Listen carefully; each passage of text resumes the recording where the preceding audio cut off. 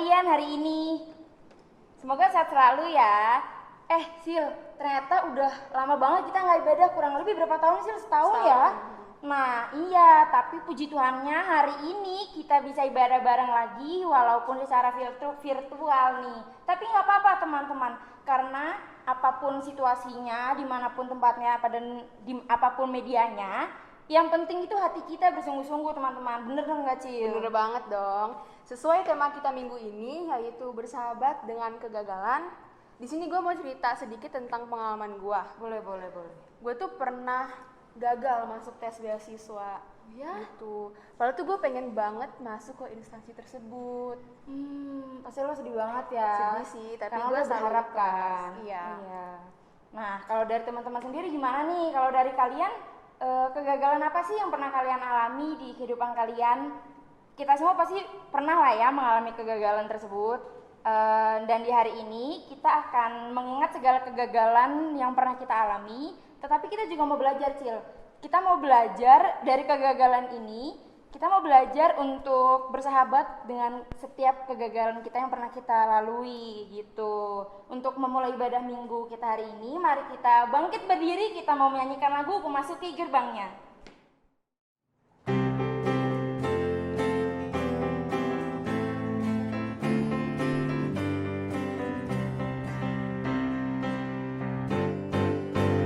Memasuki gerbangnya dengan hati bersyukur, halamannya dengan pujian.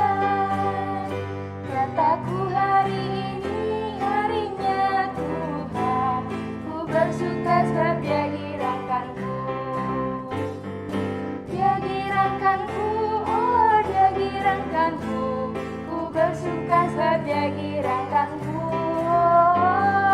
Dia girangkanku, oh Dia girangkanku, ku bersuka sebab Dia girangkanku. Dia girangkanku, oh Dia girangkanku, ku bersuka sebab Dia girangkanku. Dia girangkanku, oh Dia girangkanku, ku bersuka sebab Dia girangkanku.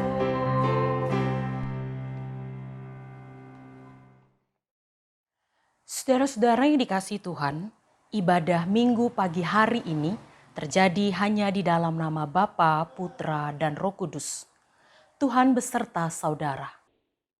Teman-teman, tema ibadah kita hari ini seperti yang tadi sudah disebutkan, bersahabat dengan kegagalan, yang didasari dari Kejadian 26 ayat 17 sampai 25. Mungkin teman-teman bingung apa yang dimaksud dengan bersahabat dengan kegagalan. Gimana sih caranya kita bisa bersahabat dengan kegagalan? Nah, melalui ibadah ini, kita ingin belajar nih cara menjadikan kegagalan yang kita alami itu sebagai alat pendewasaan dan pengembangan diri dengan penuh rasa syukur. Oke, tapi sebelum kita masuk ke sana, kita hendak mengakui dosa-dosa kita akan mengingat dan mengaku setiap kesalahan kita yang menyakiti hati sesama, terlebih juga menyakiti hati Tuhan kita. Dan kita akan merenungnya dengan menyanyikan lagu Mampirlah Dengar Doaku.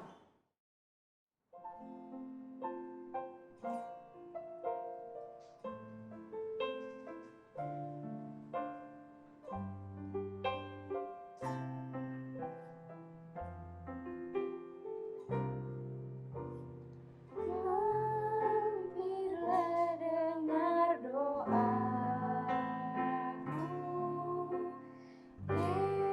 Yesus padamu.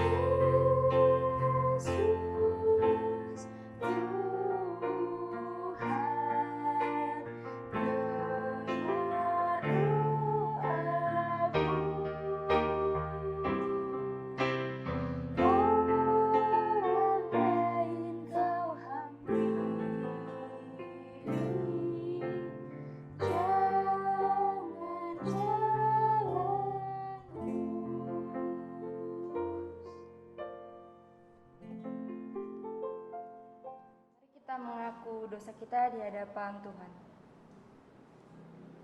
Bapa, di hadapan-Mu kami hendak mengaku kesalahan kami. Sebagai remaja, kami seringkali hanyut dalam kegagalan.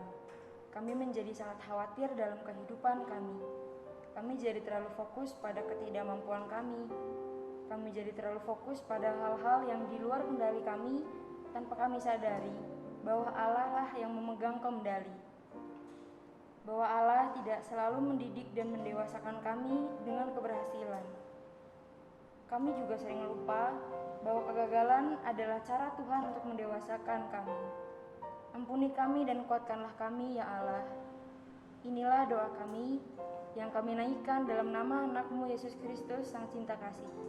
Amin. Oleh karena kita telah mengaku kesalahan kita percaya bahwa Tuhan juga mengampuni kita. Oleh karena itu, mari kita bangkit berdiri dan menerima berita anugerah yang diambil dari 1 Korintus 1 ayat yang ke-30. Tetapi oleh Dia, kamu berada dalam Kristus Yesus, yang oleh Allah telah menjadi hikmat bagi kita. Ia membenarkan dan menguduskan dan menebus kita. Mari kita saling menerima, saling mengasihi dan saling mengampuni dengan memberikan tanda cinta untuk teman-teman kita sambil kita menyanyikan lagu Salam Damai.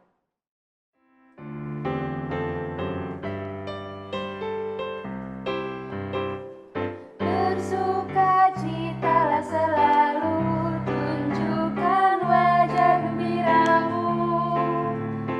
Lihat teman di kanan kiri dan di sekitarmu, berikan salam damai karena kasih karunia serta pengampunannya diberi.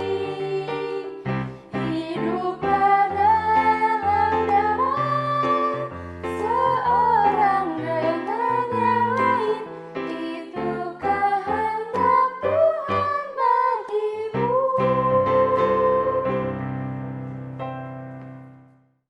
Sebelum kita masuk ke dalam pemberitaan firman Tuhan, mari kita menyanyikan lagu PKJ 15, Kusiapkan Hatiku Tuhan.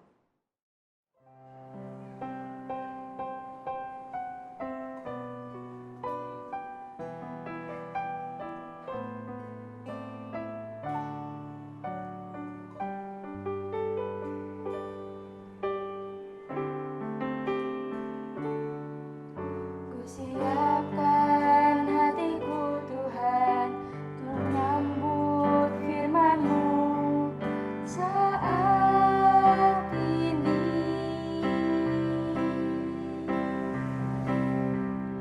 Aku sujud menyembah Engkau dalam hadirat-Mu saat ini.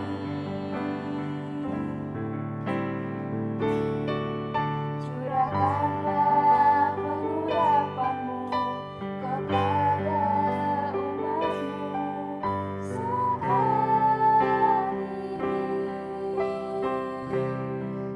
Kusiapkan hatiku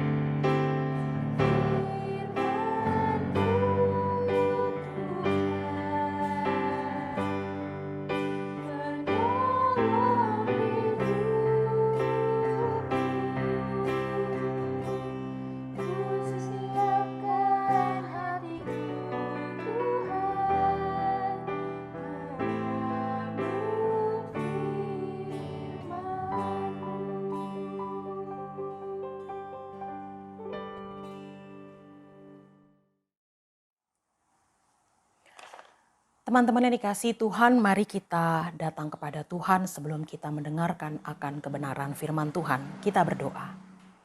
Kami datang kepadamu ya Tuhan, memohon kasih dan rahmat Tuhan, supaya kami boleh mengerti akan kebenaran firman-Mu dan memberlakukannya dalam hidup kami sehari-hari.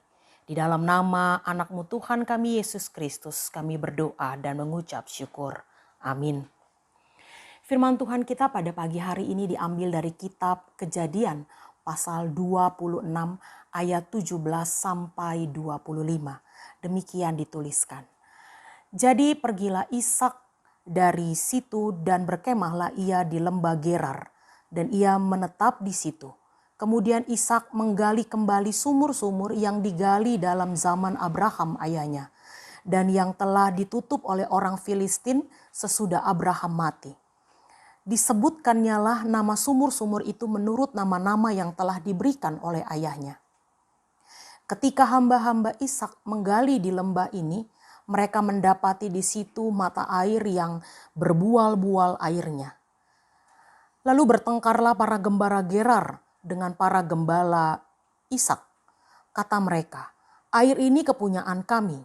Dan Ishak menamai sumur itu Esek, karena mereka bertengkar dengan dia di sana. Kemudian mereka menggali sumur lain dan mereka bertengkar juga tentang itu. Maka Ishak menamai sumur itu Sitnah. Ia pindah dari situ dan menggali sumur yang lain lagi, tetapi tentang sumur itu mereka tidak bertengkar. Sumur ini dinamainya Rehobot. Dan ia berkata, sekarang Tuhan telah memberikan kelonggaran kepada kita, sehingga kita dapat beranak cucu di negeri ini. Dari situ ia pergi ke Berseba. Lalu pada malam itu Tuhan menampakkan diri kepadanya serta berfirman, Akulah Allah ayahmu Abraham, janganlah takut sebab aku menyertai engkau. Aku akan memberkati engkau dan membuat banyak keturunanmu karena Abraham hambaku itu. Sesudah itu Ishak mendirikan mezbah di situ dan memanggil nama Tuhan. Ia memasang kemahnya di situ, lalu hamba-hambanya menggali sumur di situ. Demikianlah nats renungan yang akan kita renungkan. Yang berbahagia adalah setiap kita yang mendengar firman Allah dan yang memberlakukannya. Haleluya. Teman-teman yang dikasihi Tuhan, siapa di antara kita yang tidak kenal dengan penulis buku Harry Potter? Tahukah kita siapa penulis buku Harry Potter ini? Ya, betul sekali. Penulisnya adalah seorang perempuan yang bernama Joanne Kathleen Rowling. Teman-teman yang dikasihi Tuhan, ketika Rowling menuliskan buku tentang Harry Potter ini, kita tidak langsung mengira bahwa ketika ia menuliskan buku ini, buku itu langsung laris dan menjadi viral di mana-mana. Ternyata Joanne Kathleen Rowling ini mengalami banyak kegagalan. Baik kegagalan ketika ia menulis buku Harry Potter, juga ketika ia menjalani kehidupan pribadinya. Saya mencatat beberapa dari kegagalan yang dialami oleh Rowling di dalam kehidupannya sebelum ia mengalami sukses yang luar biasa. Pertama, ketika ia menuliskan buku Harry Potter ini, ia di dalam kondisi harus merawat sekian tahun ibunya yang mengalami sakit. Dan kemudian ketika buku Harry Potter ini belum viral dan diterbitkan di mana-mana, dia mengalami yang namanya perceraian dan harus mengurus anak putrinya seorang diri. Di tengah-tengah ia tidak memiliki penghasilan apapun. Ia bahkan mengalami stres yang cukup parah, hampir memilih untuk bunuh diri karena tidak sanggup mengalami atau menghadapi tantangan kehidupan atau kegagalan itu. Nah, teman-teman yang dikasihi Tuhan, bukan hanya Joanne Kathleen Rowling yang mengalami kegagalan dalam hidupnya Ada banyak tokoh-tokoh besar, tokoh-tokoh terkenal di dunia ini yang sebelum menempatkan kakinya di kesuksesan yang luar biasa, mereka mengalami kegagalan itu. Artinya teman-teman, bahwa kegagalan itu adalah hal yang manusiawi. Semua manusia pasti mengalami yang namanya kegagalan tersebut. Kalau kegagalan itu adalah hal yang manusiawi, kenapa manusia enggan untuk menghadapi kegagalan? Saya mencatat beberapa alasan mengapa manusia enggan untuk menerima yang namanya kegagalan. Pertama, bahwa kegagalan itu akan menimbulkan kesusahan bagi diri kita sendiri. Yang kedua, kegagalan pasti menghadirkan stres, depresi, karena ada banyak tekanan-tekanan yang datang di sekitar kita. Dan kegagalan itu juga akan membuat kita tertinggal dari orang lain. Itu sebabnya orang tidak ingin gagal. Dan yang terakhir teman-teman yang dikasihi Tuhan, ketika kita mengalami kegagalan berarti kita harus kembali pada titik nol, memulai kembali dari awal. Namun jika kegagalan adalah hal yang manusiawi dan setiap manusia pasti akan mengalaminya, bahkan pernah mengalaminya, apa yang perlu kita lakukan? Terlebih lagi ketika kita adalah anak-anak remaja Kristen di tengah-tengah dunia ini. Firman Tuhan kita pada pagi hari ini mencatat tentang tokoh Kristen, yakni Ishak, anak Abraham, yang ketika itu ia tinggal di Gerar. Kemudian ia mencoba untuk menggali sumur-sumur yang dulu pernah digali oleh ayahnya. Namun ketika Abraham sudah tidak tinggal di sana, orang-orang Filistin menimbun sumur-sumur itu sehingga tidak bisa lagi dipakai. Dan biasanya pada zaman itu sumur-sumur yang sudah digali, yang sudah ditimbun itu biasanya adalah sumur-sumur yang sudah tidak menghasilkan air. Nah ternyata Ishak ketika itu menggali sumur, dua sumur besar bekas sumur yang digali oleh Abraham ketika itu. Ketika ia menggali sumur yang pertama dengan nama Esek, sumur Esek, ternyata gembala-gembala Ishak bertengkar dengan para gembala di Gerar. Mereka bertengkar hebat dan mereka mengatakan bahwa sumur ini bukan sumur Ishak, tapi ini adalah sumur mereka. Akhirnya Ishak meninggalkan sumur itu.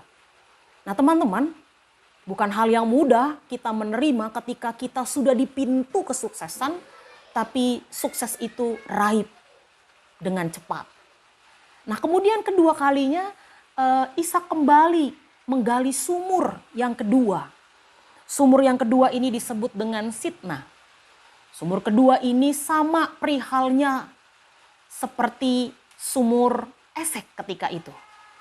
Ketika para gembala Ishak sudah menggali sumur itu dan air-air terlihat berbual-bual banyaknya, kembali orang-orang di Gerar itu mengakui bahwa sumur yang sudah mereka gali itu adalah sumur, bukan sumur Ishak tetapi sumur mereka. Untuk kedua kalinya Ishak harus menelan kegagalan yang sudah di depan mata. Lalu apa yang dilakukan oleh Ishak ketika itu? Ketika ia sudah mengalami kegagalan yang kedua kali, lalu ia mengubah caranya. Dia belajar dari pengalaman pertama dan yang kedua. Dia tidak boleh menggali sumur di sekitar kedua sumur pertama itu. Dia harus bergerak sedikit keluar dari area itu. Dan kemudian para gembala-gembala Ishak kembali menggali. Dan ketika mereka menggali di sumur yang ketiga yang diberi nama Rehobot ini, sumur itu menjadi milik mereka. Teman-teman tahukah mengapa sumur di Gerar itu diperebutkan oleh orang-orang Filistin? Karena untuk orang-orang di Palestina, air itu ibarat emas di zaman sekarang. Ketika seseorang bisa memiliki sumur dengan air yang berbual-bual, itu menandakan sebuah kejayaan. Nah teman-teman yang dikasih Tuhan, kita belajar dari hal ini bahwa benar kegagalan tidak muncul dalam kehidupan setiap manusia. Namun yang menarik yang perlu kita ketahui bersama adalah bagaimana sikap kita sebagai anak-anak remaja Kristen menghadapi kegagalan yang secara manusiawi itu pasti akan kita alami.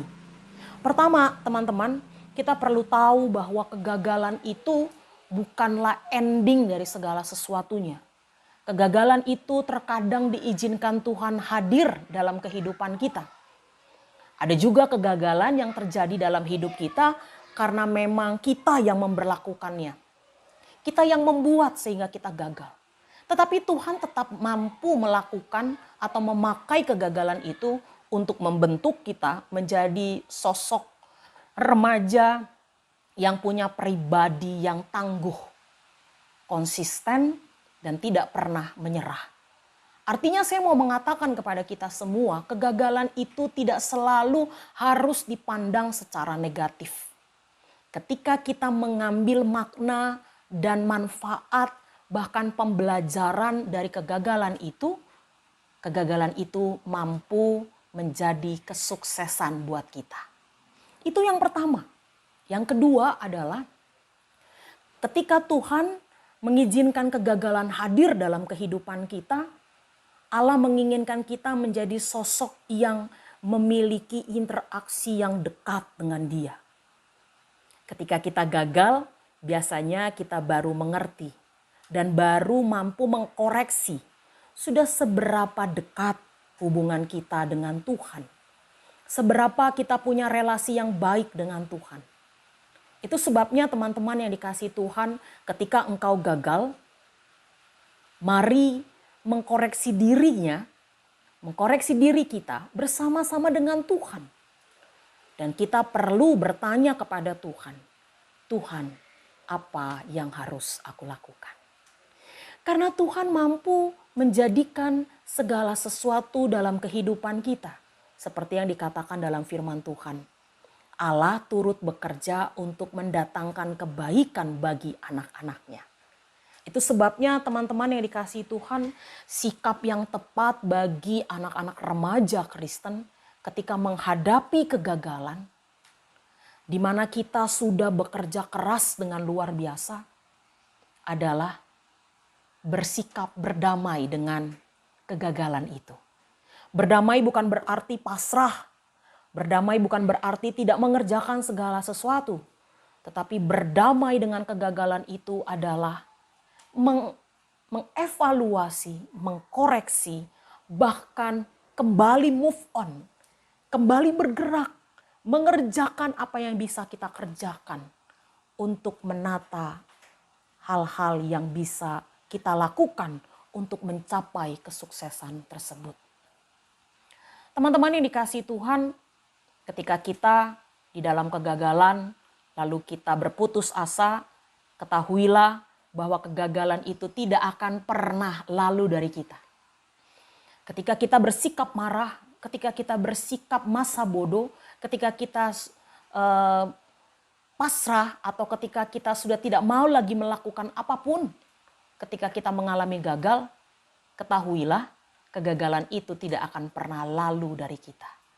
Tapi kegagalan itu akan pergi dan kesuksesan itu akan kita raih ketika kita kembali menata kehidupan kita dengan baik dan benar. Bersahabat dengan kegagalan bukan berarti kita tinggal diam, tetapi bersahabat dengan kegagalan mampu mengkoreksi, mampu mencatat apa yang perlu kita perbaiki. Seperti Ishak ketika ia sudah gagal kedua kalinya, untuk yang ketiga kalinya itu dia berpikir apa yang perlu ia lakukan. Haruskah ia kembali menggali sumur-sumur yang berdekatan? Dan ketika itu dia lakukan kembali, berapa kali lagi ia harus gagal? Kecerdikannya, kepintarannya, saya percayai karena ia memakai kegagalan-kegagalannya itu sebagai pembelajaran yang paling berharga buat dirinya. Teman-teman yang dikasihi Tuhan, saya tidak tahu apa yang saat ini atau bagaimana kalian menghadapi ujian-ujian untuk masuk ke sekolah negeri, jenjang yang lebih tinggi atau masuk ke universitas negeri. Saya tidak tahu berapa kans kamu akan masuk ke sekolah yang kamu impikan. Tapi percayalah, apapun yang kau kerjakan tidak akan pernah sia-sia. Mungkin ketika engkau mengalami kegagalan di tempat ini, Tuhan menyediakan sukses atau keberhasilan di tempat yang lain. Karena Tuhan menginginkan hidup pribadimu yang jauh lebih berharga, yang memiliki keteguhan dan ketelatenan bahkan komitmen dibandingkan sekedar kesuksesan. Saya percaya Ishak diizinkan Tuhan akhirnya boleh mengalami keberhasilan karena Tuhan melihat usahanya, kegigihannya, kerendahan hatinya, keberserahannya untuk melepas setiap kesuksesan yang sudah di depan mata dan itu diperebutkan banyak orang. Dan itu mungkin terjadi buat kita. Kalau saat ini engkau merasa sedih, merasa sepertinya Tuhan belum menghadirkan kesuksesan buatmu, mengertilah bahwa Tuhan tidak pernah meninggalkanmu. Anak-anak Tuhan yang taat dan setia kepadanya tidak akan pernah dibiarkan di dalam kegagalan yang terus-menerus. Berdirilah dengan teguh, belajarlah untuk bangkit, belajar dari setiap kegagalan-kegagalanmu, karena Tuhan turut bekerja bersama-sama denganmu. Selamat menggapai keberhasilan, Tuhan menolong kita semua. Amin.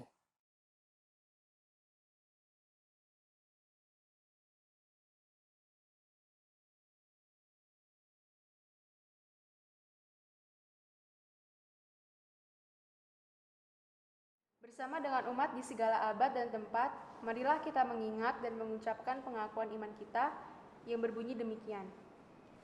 Aku percaya kepada Allah, Bapa yang Maha Kuasa, Khalik langit dan bumi, dan kepada Yesus Kristus, anaknya yang tunggal Tuhan kita, yang dikandung daripada Roh Kudus, lahir dari anak darah Maria, yang menderita sengsara di bawah pemerintahan Pontius Pilatus, disalibkan, mati dan dikuburkan, turun ke dalam kerajaan maut. Pada hari yang ketiga, bangkit pula dari antara orang mati, naik ke surga, duduk di sebelah kanan Allah, Bapa yang Maha Kuasa, dan dari sana ia akan datang untuk menghakimi orang yang hidup dan orang yang mati. Aku percaya kepada Roh Kudus, gereja yang kudus dan am, persekutuan orang kudus, pengampunan dosa, kebangkitan orang mati, dan hidup yang kekal. Amin. Mari kita menaikkan doa syafaat kita. Kita berdoa. Tuhan Allah Bapa, kami bersyukur untuk segala kebaikan-Mu buat kami. Kami bersyukur untuk segala berkat yang masih Kau berikan buat kami. Segala pergumulan kami dalam studi kami, keluarga, gereja kami percaya Engkau senantiasa akan menuntun dan menolong dan memberkatinya. Kau kiranya menguatkan setiap hati kami ketika kami lemah, berputus asa, dan berikan iman yang kuat sehingga kami tidak mudah menyerah dalam menjalani kehidupan remaja kami.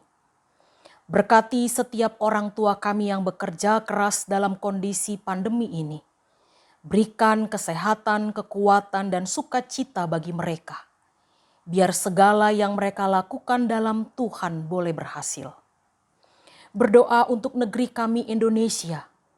Lindungilah dan berkatilah supaya tidak ada lagi bencana, kerusuhan, dan kuatkan daerah-daerah yang mengalami bencana alam. Pakai kami Tuhan untuk menjadi alat-Mu bagi mereka. Tuhan kiranya yang memulihkan negeri kami dan dunia kami dari pandemi saat ini. Berkati vaksin yang terus salurkan ke masyarakat dan berikan hati untuk masyarakat untuk tetap patuh dan peduli akan kesehatan mereka. Berkati setiap pemimpin-pemimpin bangsa kami. Kiranya damai dan sejahtera Tuhan memberkati mereka. Doa harapan kami ini kami alaskan di dalam nama Tuhan kami Yesus Kristus. Amin.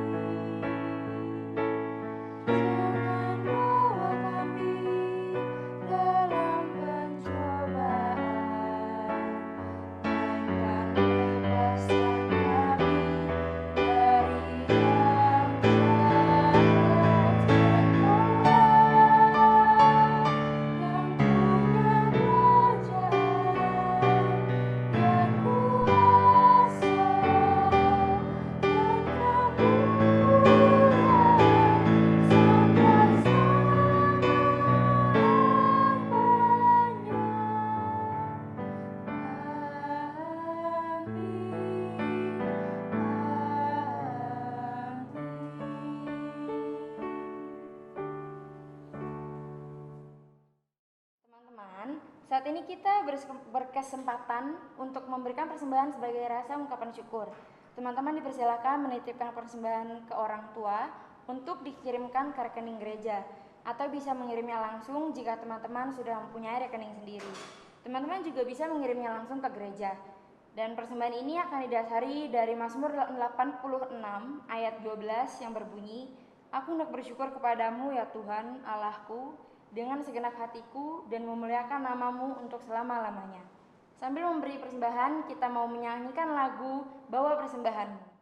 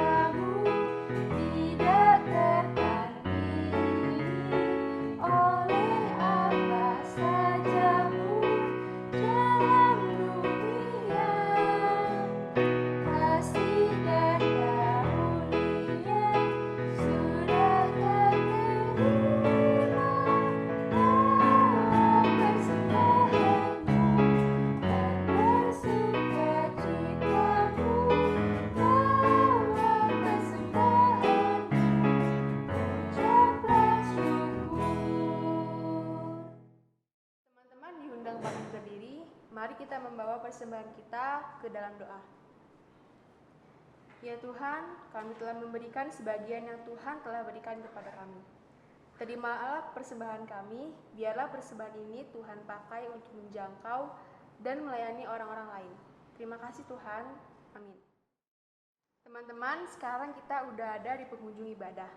Kiranya ibadah ini dapat menolong kita untuk bisa berdamai dengan kegagalan-kegagalan yang kita temui di dalam kehidupan kita. Mari kita menyanyikan lagu Tiap Langkahku.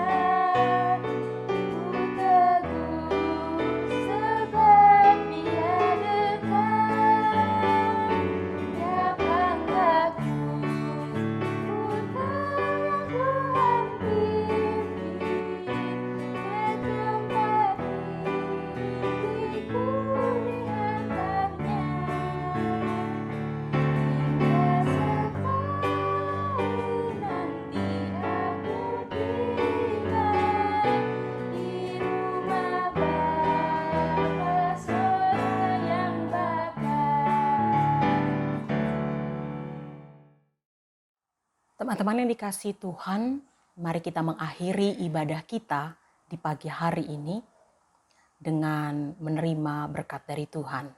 Kita berdoa. Kami serahkan kehidupan kami ke depannya bersama-Mu Tuhan. Kami letakkan seluruh harapan-harapan kami padamu dan kami memohon kekuatan untuk tetap percaya bahwa Engkau senantiasa bersama dengan kami. Kini teman-teman terimalah berkat dari Tuhan. Tuhan memberkati engkau dan melindungi engkau. Tuhan menyinari engkau dengan wajahnya dan memberi engkau kasih karunia. Tuhan menghadapkan wajahnya kepadamu dan memberi engkau damai sejahtera. Amin.